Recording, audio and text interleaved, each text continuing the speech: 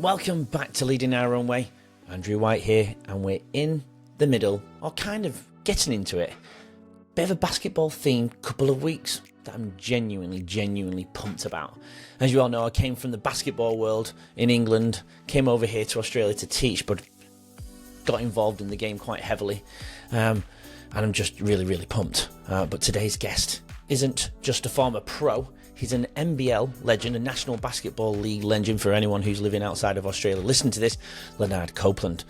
Atlanta-born, Georgia State, undrafted, a short NBA stint with the 76ers and the LA Clippers, a bit of a journey with the Lakers too, and then the grind. Summer leagues, the CBA, overseas stops, earning it the hard way. And then in 1992, he lands in Australia and becomes the Melbourne Tigers icon. Championships, grand final MVP, and a career that put him in the top tier all-time scoring conversation. But what I loved most about this chat and our conversation this week is how real Lenard is about luck. We talk about how luck shows up, but only when you're willing to put yourself in the right rooms, take the risks, do the work, and stay ready. I'm a big believer you make your own luck, and Lenard's story, I think, is a masterclass in that. So if you love basketball, leadership, resilience, or just hearing how a person builds a life through discipline and purpose, you're going to take a lot from this part one. Here's Lanard Copeland and myself. Welcome to Leading Our Own Way. Please press the follow. It really helps the show. Here's Lenard. Welcome to Leading Our Own Way. I'm your host, Andrew White, and this is the podcast that unveils captivating narratives of resilience and personal triumph.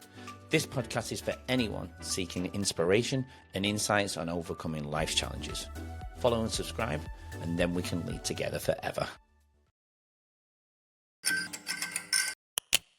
Before we dive in, I want to give a big, massive shout out to our now new proud sponsor, Eshu Skincare, a brand that truly aligns with Leading Our Own Way. This Australian-born company is dedicated to keeping skincare simple, effective, and straightforward. They've made waves in the US, even landed in Macy's and over 300 stores, and now they're back with a renewed focus on healthy skin and real results. If you want authentic skincare that fits your lifestyle, check them out in the show notes. Thanks to Eshu Skincare for supporting real stories and mental fitness on Leading Our Own Way. And if you're interested in sponsoring like Eshu Skincare, drop us a message. We'd love to connect. Lanard Copeland, welcome to Leading Our Own Way. How are you doing this morning, brother? It is great to be here, Andrew. You've talked to me a couple of times at the games, and we've decided to finally do this thing, and I'm happy to be here. Man, it's such a pleasure. Thank you for joining me on my journey. This is part of my journey, as I explained to you last time. But I just want to start off by saying thank you for joining me, and thank you for being a part of it. But also, thanks for being vulnerable. And I don't know if you've shared your story anywhere else before, but you know the podcast is all about how the individuals lead their own way. And I know we're going to do a little. We've got something in common. You're from the basketball world. Absolutely. For a long time, I've been in this game, and this game's got me sent me all over the world, and got me in the places I'm in right now. So yeah, happy to be a part of that basketball game. Yeah, and maybe it's the same for you, but I mean, I didn't make it quite as far as you did, but it brought me to Australia to do a little bit of playing and coaching here. I was part of the Eltham Wildcats as the assistant coach in 2012 in the Big V Champ Men, but basketball in Manchester kind of gave me my purpose. It took me off the streets. Not that I would have ended up necessarily on the streets, but it got me not going in that direction, gave me direction, purpose, and taught me many human skills.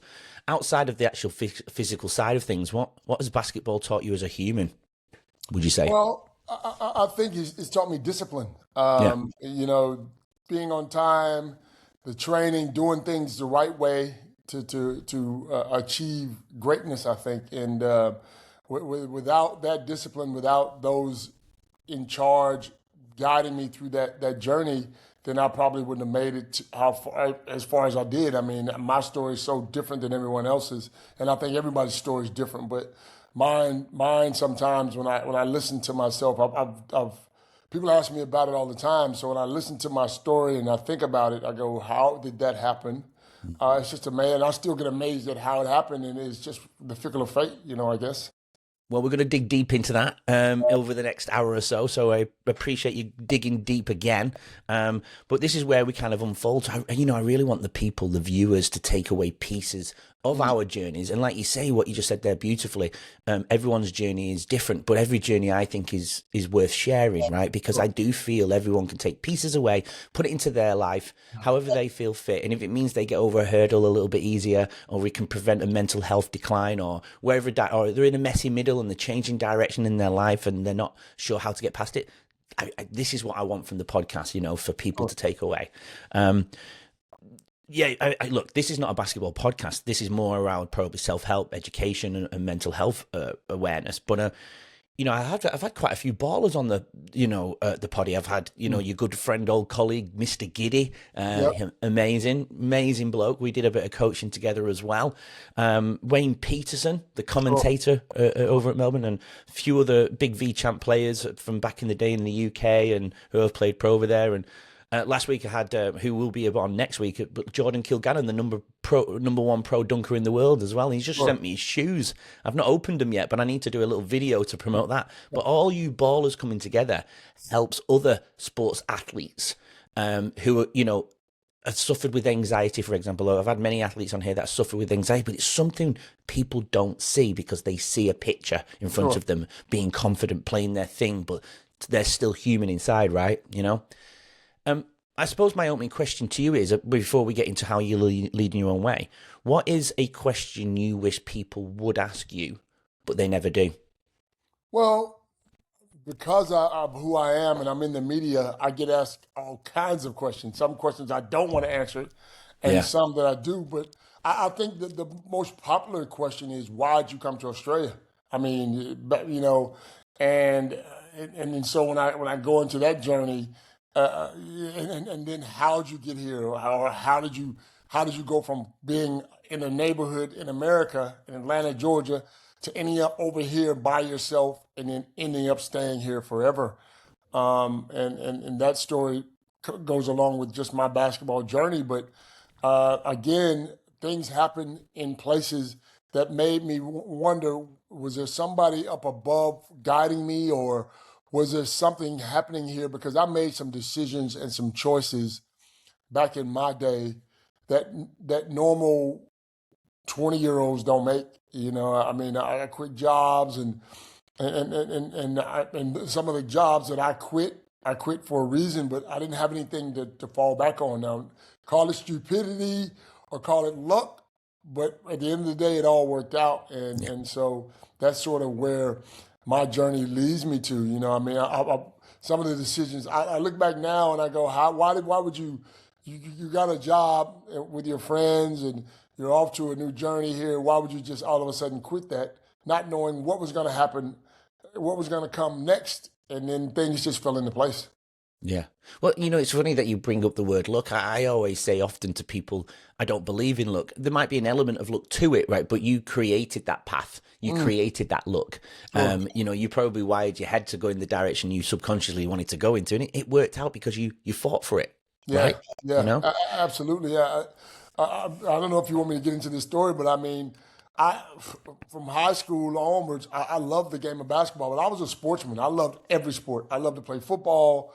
We had a neighborhood full of kids, okay, about my age, and so in the streets, cars were parked, but we played football and we'd run into the cars and people would laugh at you, and we played baseball and we'd hit cars, and then there was a park 5 minutes from my house and we played basketball, and we all just we were a group of kids that enjoyed ourselves, and the fall. I remember being in the fall in Atlanta, Georgia, where the leaves would fall off the trees and it'd be a little bit cold. And in my front yard, we'd play tackle football. Some of the kids, and pants would be muddy and dirty, and my mom would be all mad at me. But we did that every other day, man, because it was just a part of growing up, and that's the part that kept you out of trouble, I think.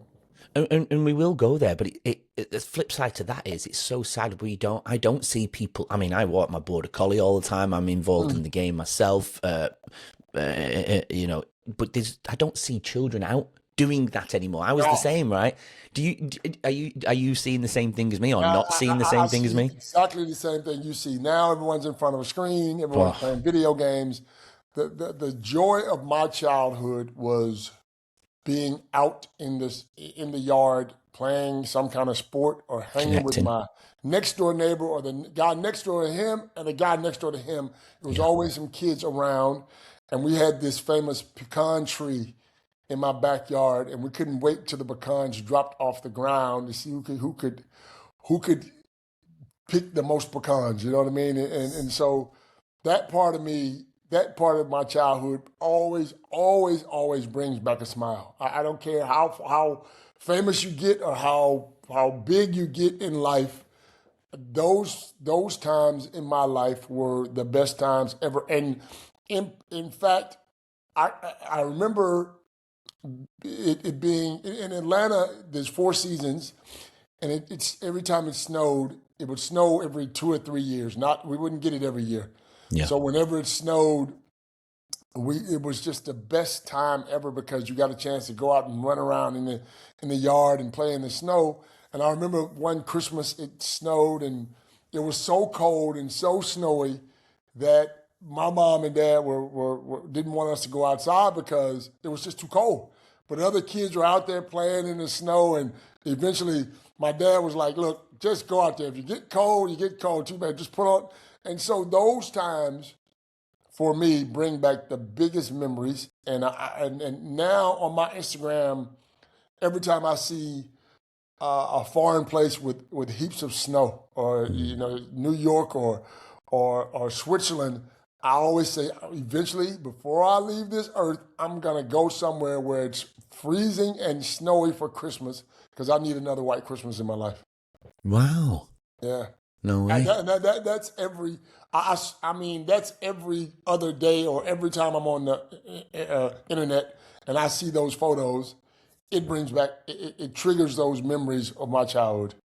Yeah, nostalgic, isn't it? But you're not to be funny, but you're not going to get that after you move to Melbourne. Let me tell you. Exactly right, and that's why I know I gotta get on a plane somewhere and go.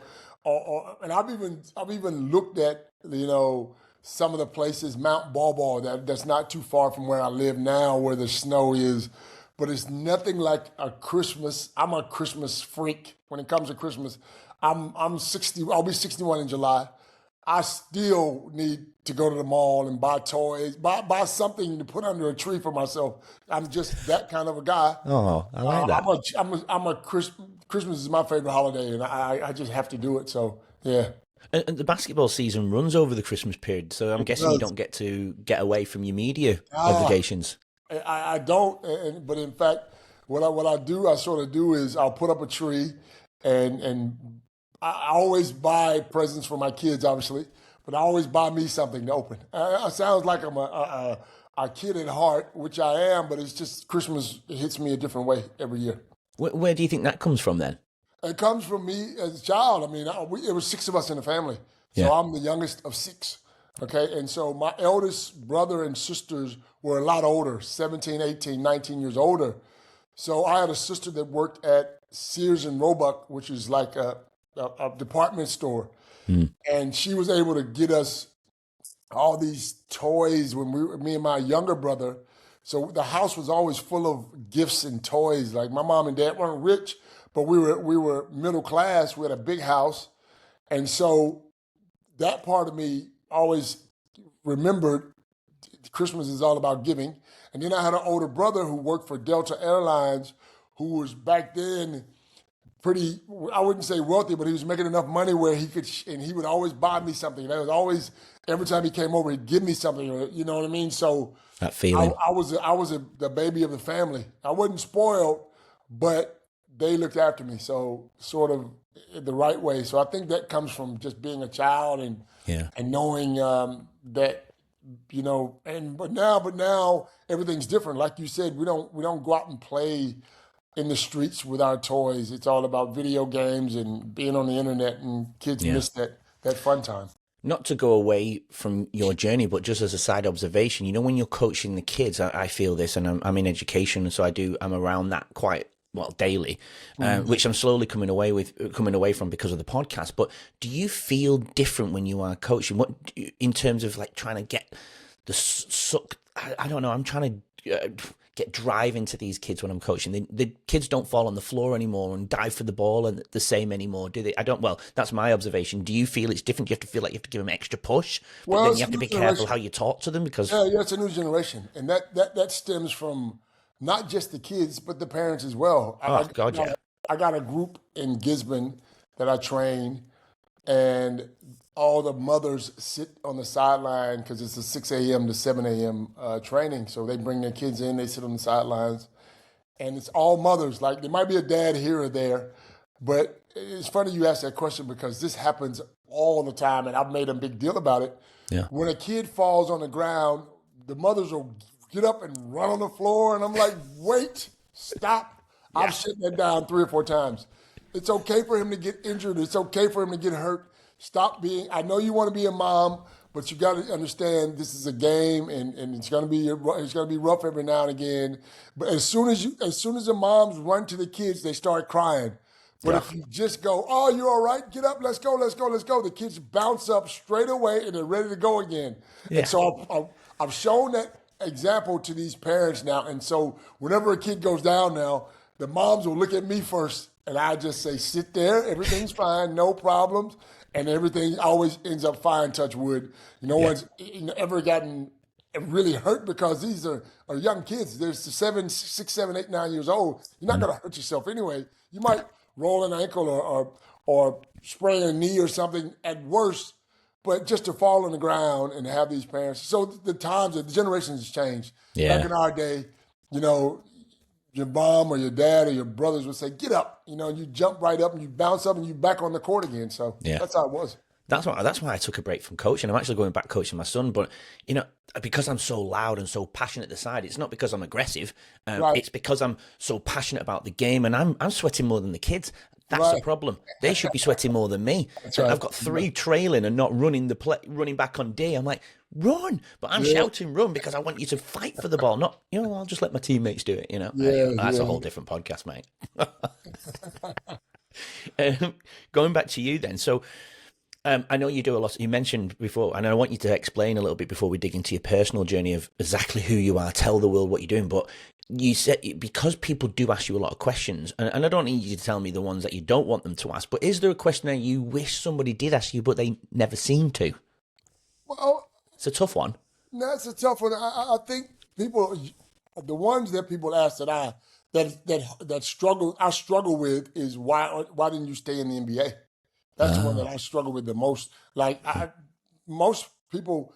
They've asked enough questions around me that I can answer. Yeah. There's none in particular that I want them to ask. Yeah. I mean, because I've answered, my life was an open book. I've been here 35 years, so I've been on 1,000 podcasts. I've been on 1,000 shows. So I think all the questions are covered. You know what I mean? Yeah. I don't have a question where I want someone to ask me. But I think that one question comes up a lot when it comes to kids because kids don't know how it works. Yeah. They don't know how the system works. Yeah. Once you're in the NBA, they think if you don't stick, you're a failure. Or in the NBA, it's a rotation system. If you're that 12th man, 9 times out of 10, you're going to either move on overseas or you're going to move to another team because there's always college kids coming in now. So they got to make space for those guys. So that's probably the question that people ask the most. And it's hard to answer to a kid rather than answering to an adult. Yeah, for sure. Well, when I first arrived to Australia, I didn't really know the history of the game here. I lived in a basketball house where the dad actually was an NBL ref. You might remember him actually, Watts, Ian Watts. I know Ian very well. I lived with his former wife and his children, and I played basketball with his son. Glenn. Right. Okay. Yeah. Yes. Very well. I went to Ian's 500th game back in 2000, I think 8. Yep. As I was here at that season, and we went to watch him versus. I think it was Tigers when Ingles was playing for the Dragons. I think. Yeah. Was it? Yep. Was it Giants then? And they were playing Tigers, I think, and it was a rival game, and it was his like 500th game anniversary. So we all went there to support him. It was amazing. You would have been around, but because I was new to the country, I didn't know those names up in the stadium, and Giddy and yourself, Copeland, and now I'm here with you. But I never got to see any of you guys play. Right. However, that changed recently. I got to come and watch you guys play in the Masters. Amazing. Well, you kept popping those threes. I don't want to brag about that one because we had no legs. We had no stamina. I think a couple of us could still put the ball in the hole. But as far as getting up and down, that was not a game you want to be bragging about. But it was good, man. I think, you know what was evident, though? The amount of people that showed up for that game, for us old blokes, if you want to call it that, was outstanding. I mean, we didn't realize, because when they brought it to us, when Nigel brought it to us, it was like, yeah, sure, we'll play in it, expecting for it to be 100 people hanging around, but to have 3,500, 4,000, 4,500 people to come watch all these old guys play, then we've obviously made some kind of impression on these people. It was a beautiful night. It was great to see you guys in action, even though it wasn't maybe the 90s. It was still good to see you guys. And you've still popping it. I would like a 3-point contest with you one day, mate. Well, that's because I'm in the gym and I train kids, so I have to. And it's funny you say that because. Just taking a very quick break to thank our sponsor, SU Skincare. If you haven't heard of them, SU Skincare started right here in Australia, using Australian ingredients to make skincare straightforward and accessible, especially for men who want results without the fuss. Their journey took them all the way to the US, where they were featured in Macy's and over 300 stores. Now they're back with a fresh approach, focusing on healthy skin and authenticity for everyone. I'm proud to have SU Skincare as a sponsor on Leading Our Own Way. See the show notes for their website and to see how you can keep your skin healthy and confident. And if you're interested in sponsoring like SU Skincare, drop us a message. We'd love to hear from you. Now, right back to the episode. And these kids have no idea who I am. Their parents know me, okay? Yeah. So I can't, and then they'll Google me. And a lot of my videos are dunks and all this high-flying stuff. And the first question you get is, can you dunk anymore? And my answer is no, I can't dunk, and I'm not going to try. You want to see me dunk? Google me. Yeah. And so I have a way to impress them is to show that I can still do something on the basketball court. I'm sitting here trying to tell you to tuck in your elbow and follow through. Well, show me how to do it. So I have to stay fit and sort of work on my skills as well and stay in the gym to impress these kids enough that they'll listen to me. And just for your own mental state, right? 100%. Yeah. Imagine me, you asked that question, imagine me going out there in front of that 4,500 the other night when we were playing in that game and I go 0 for 5 or 0 for 9 or whatever. You talking about mental state, I would have been in pieces.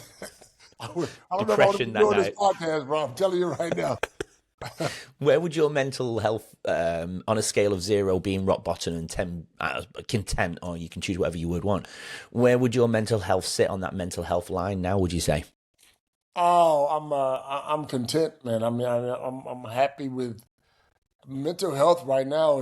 And mental health comes and goes. I mean, it's not like it's there and then it moves on and you never have any problems anymore. No. It just depends on the world and what's going on in the world now. But I got 4 daughters. They're all grown and I'll always be worried about them. And, so the mental side of things, I'm okay. Everything's fine. But there's sometimes you get days where you start reminiscing about being on the court. I still watch a lot of NBA, and for a guy to retire and not have something in place can bother you as well. Now, luckily, I'm still around the game. Yeah. I don't focus on. It didn't bother me that I'm not playing. I'm still involved in sort of the other side of it, the media side of things. So, but the mental health side of things, I've been very lucky. I still got my friends. I play golf with Gazy every Tuesday morning. I see Giddy and those guys when I do, and I'm just happy to be who I am, and sort of my life, it just goes as it goes. You know what I mean? So no Amazing. problems. Touch wood, no problems at all. But again, like I said, problems can arise as you go. I mean, daily things Absolutely. happen. And I was never one of those guys that worried a lot. But you start to worry when you got kids and you got grandkids. Little things pop up, and you just got to make sure that you do the right thing, and hopefully things happen the right way. Absolutely, and we talk about that a lot on the podcast, where our moods fluctuate, things do happen, but it's about, I suppose, giving the body the nutrients and the tools it needs to be able to prepare for that mountain it's going to climb. Because when you reach that top of the mountain, there might be a bigger mountain in the distance, right? Sure. So, is there anything that you do to prepare yourself for the day? Do you have a particular routine? Is there anything that you do personally to help you get ready for the day, let's say, or for life, whatever? Well, my day is pretty straightforward. I mean, I got a massive calendar on my refrigerator. I have to because I train kids individually, so I got to make sure their names are. I just got to know what I'm doing by the week, Yeah. weekly. But again, my life's pretty structured now. I do my media stuff on the weekends, and I train kids throughout the week. I do a school holiday camp every school holidays, and if anything takes it out of you, it's probably that, because you're around 100 kids, 120 kids, and you want to make sure everything's fine with that. I worry a little bit about, you know, how that's perceived and how the camp's going, and how the parents take the camps, and how are the kids enjoying themselves. But other than that, my lifestyle has been the same for the last 4 or 5 years. You know what I mean? So I don't have anything that pushes me over the edge. Luckily enough, I've structured my life where I got things in place where, if my money's running low, I can call more kids, or I can train more kids, um, or I know enough people where if I need some work, then I can make some phone calls. So luckily enough for me, back in the day, playing basketball helped me to make a lot of friends, and I've been lucky to have a lot of real friends, not just acquaintances. You can. There's a difference. Playing Yeah. basketball, everyone wants to be your friend. Hmm. But then when the hard times, those friends drop off. They But I certainly got do. some friends that have been solid throughout, and I come from America. This black guy from America, from Atlanta, Georgia, and I've been in this country 35, going on 36 years, and probably I'd say I got. I grew up in a black neighborhood. Now I'm not. It's not racist. I was just all black people. Yeah. But most of my friends are white guys. You know what I mean? Because of where I am now, and I still have my friends in America, and I still have a couple of friends here that grew up with me in America that have come over. But it's I play golf and hang with those guys, and work with those guys on a daily basis. So those are my friends. Yeah. I mean, me and you share something in common in the sense of moving countries as well. With basketball is probably a focus, definitely different for you, much higher level than me. But connection coming to Australia, did you struggle with that, or was that an easy transition at the time, being young, resilient, or I spoke about me making some choices, yeah, and those choices. If I had to make those choices today, I'd probably be worried about making those choices. Back then, I was younger. The world wasn't as big, okay, for me back then. Okay, there was no internet. All right, so you didn't know. I didn't know where I was going, and that's why I think the choices were a lot easier. Some people might say it was harder because you don't know where you're going, but I didn't know the world as the world today. I didn't know how big the world was. I grew up in Atlanta. I went to high school in Atlanta. I got a job in Atlanta.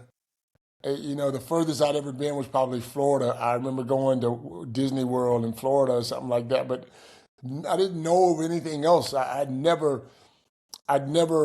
sort of flown all over the country, so I didn't know the world as it was.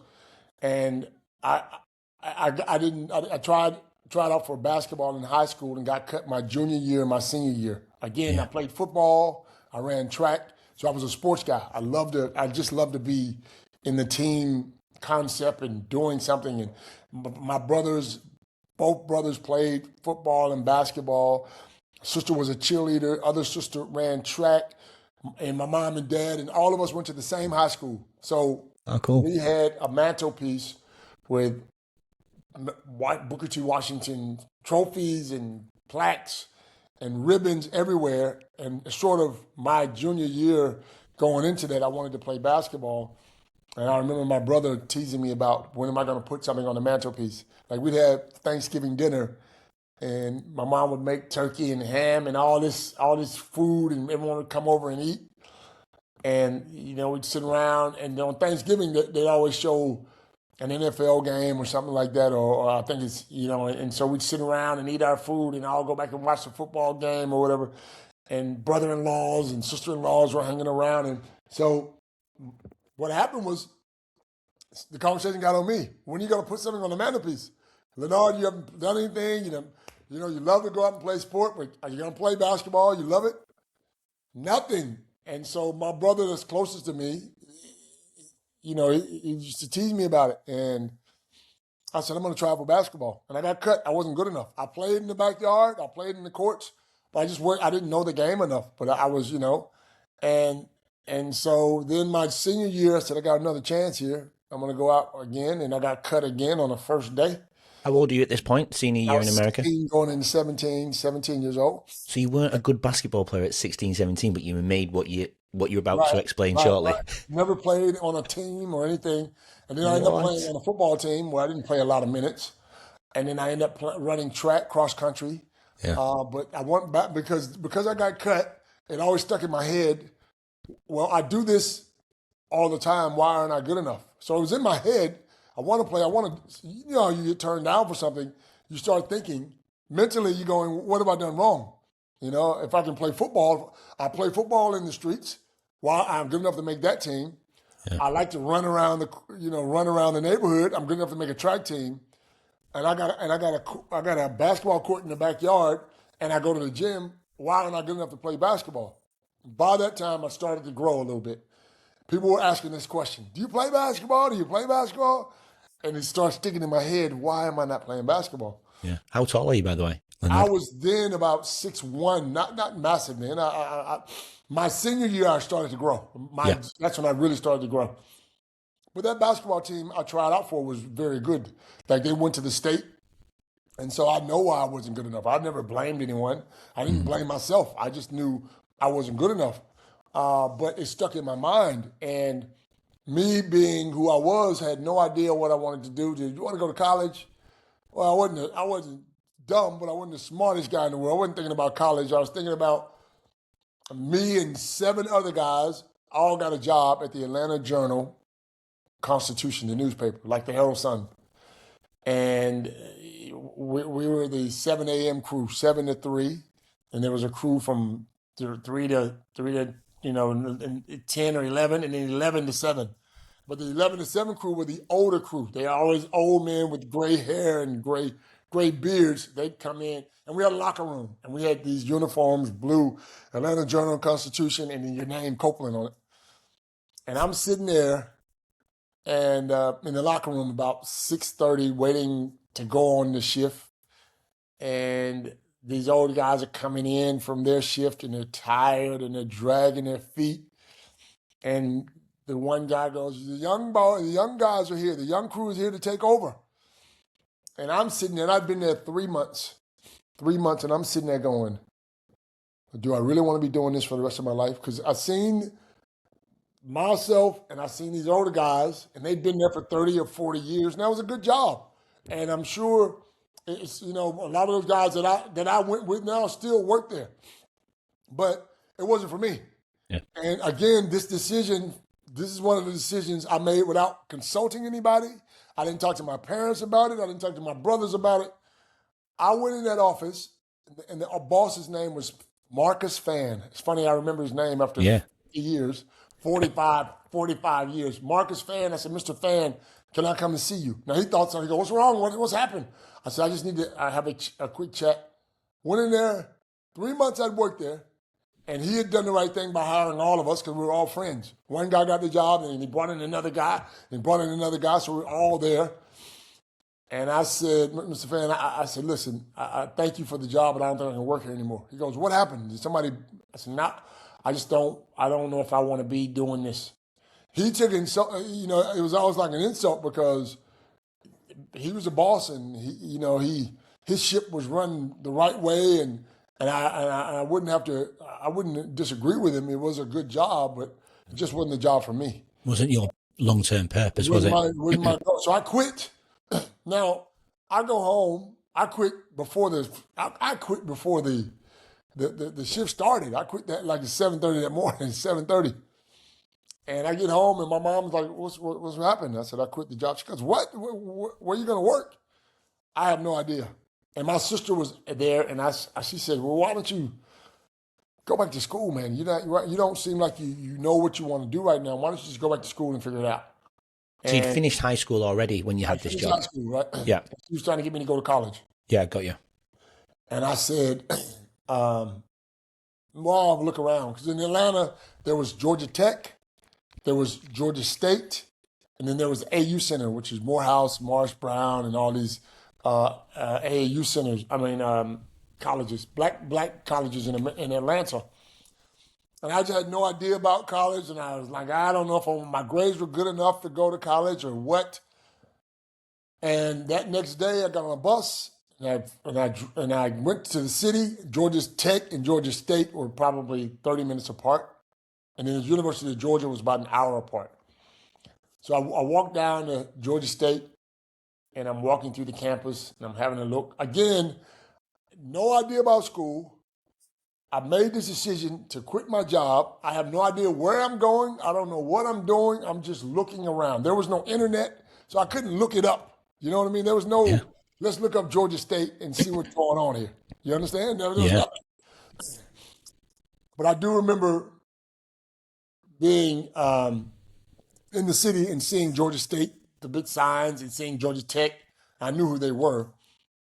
And I got down to Georgia State and I looked around and I'm walking through the campus and I walked through the stadium. And for some strange reason, like I said, sometimes you need some luck. Georgia State had just hired a new coach, Bob Reinhardt, who was an assistant coach for the Atlanta Hawks. Oh, cool. And Bob Reinhardt was walking through the courts and I was walking through the courts. And by this time I was 6'3", 6'4", and he goes, we're having tryouts in about 2 weeks, or I think it might have been 2 weeks. Well, I said, yep, okay, coach, thanks. I didn't know he was a coach, but he sort of just told me who he was. But I didn't register for school. You got to be in school to try out for a basketball. You got to actually register and be in school to try out for a college. This is Division I now. It's not like this ain't NAIA or Division III. This is a Division I school, so you don't just walk in off the street and try out for Division I. But because he was a new coach, he opened it up for tryouts. You know what I mean? So and he thought I was a student because I was walking through campus. Yeah. Went there, told my mom, look, I want to register for Georgia State. I like that campus. It was nice. It was 30,000, students or whatever. I like that campus. Yeah. So she goes, okay, look, we'll get some money together and, register you and get you done. I registered just enough in time for those tryouts. And 36 players tried out for that team. And I got a 4-year scholarship after trying out for 2 days. So I suppose where I want to fill in this gap was you left us a few minutes ago talking about basketball, and you were not a good basketball player. You were being cut, right. But then all of a sudden you're facing yourself in a Division I. Division I, big school. Can you fill in that gap of how you get cut to make it Division I? Yes, I will fill in the gap, and I'll tell you what happened. When I got cut from high school, it lit a fire in me. So now I'm on the courts in the neighborhood taking it personally. Yes. It wasn't like I was out there working on my game. Like now you see a lot of videos where people are working on their game. They're dribbling a lot or they're shooting a lot. I just played. We played every day. Yeah. Like there was no internet, so you're not in the house. There was no cable TV, so you're not watching television. When we talk about being on the court for 6, 7, 8 hours, we did that because that was all there was to do. We didn't have video games or anything like that. Back then, that was in 80, that was 84, 85, okay? So there was nothing else to do but be on the court if I wanted to be on the court. And I played and I played and I played. And again, there were 6 or 7 of us. And from our neighborhood, we'd go to other neighborhoods and play other neighborhoods. Or we'd go to this neighborhood and play. And they call us the West End boys because we lived in the West End. West End boys are coming to play us on Sunday. Or we're going to play you guys on Tuesday. And I was out of school, so once I got cut from that high school, I took it personally. What am I doing wrong? Why can't I play? Why I played football, I ran track. Why am I not good enough to play basketball? And sort of playing every day, wasn't training, it was just playing every day, got me to that level. And when we went up to that tryout at Georgia State, there was 36 guys.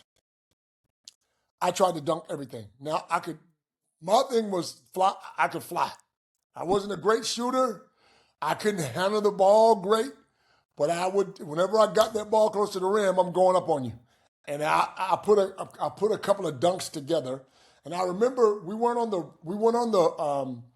regular floor where we played the games.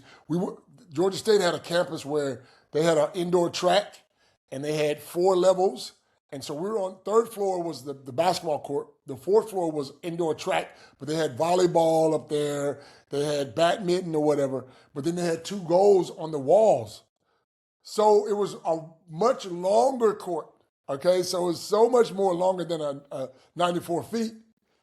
So we're running, and I just remember being in such good shape. I just ran and ran and ran and ran, and the guys would kick the ball up, and I'd dunk it. A guy would throw it up in the air and I'd dunk it. And the coach used to chew a cigar. His name was Bob Brownhart. He used to chew a cigar. And he sat there. There was no chairs around. He sat on the floor, him and the assistant coaches. And I dunked one so hard one time, he was really impressed. And and every time I did something, I'd look over at him just to see what I was doing. And I knew I had a chance because I was probably the standout. Me and one other guy were the standout. All the other guys were good, but it's just about me dunking the ball, and whenever I dunked, everyone would go make noise. So I knew I was a standout. And then after that tryout, the assistant coach came up and said, be at practice tomorrow. And so I'm thinking, how does that tie in with me? I had no idea about college and scholarships or none of that. I didn't know, man. I didn't know. And he said, be at practice tomorrow. We trained from whatever time. And I said, okay. I said, I'm trying to find out what it meant. And all the other guys that were on the team came up and gave me 5, and like, well done, well done, well done. And I'm thinking, what's happened? What's happened here? And then he goes, come in the office, we'll have a chat. And he said, look, we're gonna give you a partial scholarship. What does that mean for me? That meant we'll take care of your books, and we'll take care of your books and some of your tuition. And so for me, that was fantastic because now my mom and dad didn't have to pay for my college education. But then the next day, he goes, listen, we're gonna do the whole 4 years. We're gonna give you a 4-year ride. Love that. I had to explain it to my brother, who didn't explain it to my mom. You ain't got to pay another penny for these 4 years. Everything's taken care of, books, tuition, and we didn't have campus. We had apartments off campus. So I got my apartment, everything's done. So my mom thought I'd hit the lottery or something. Like, what is going on? How do you go from now working at Atlanta Journal-Constitution to now a 4-year scholarship in college? That was in my head. Yeah. And then so now I got all these new friends. Like guys, I didn't know anybody. I didn't know one person on that team, not one person. Now I got all these new friends, and sort of, and the rest is history. I mean, I played 4 years and then got an NBA tryout. So you created that look, though, by what? I know there was an element of look, not knowing who the coach was, and the coach was on the court at the same time. But if you weren't there making that, I don't know, illegal trespassing across the court, you wouldn't have made that. It wouldn't, it wouldn't have made it happen. But also, I love the drive part as well. When you get cut, you turning that that pain into fire. Do you think your brother, your family had a part in that drive as well? Well, that's part one with the great Lanard Copeland.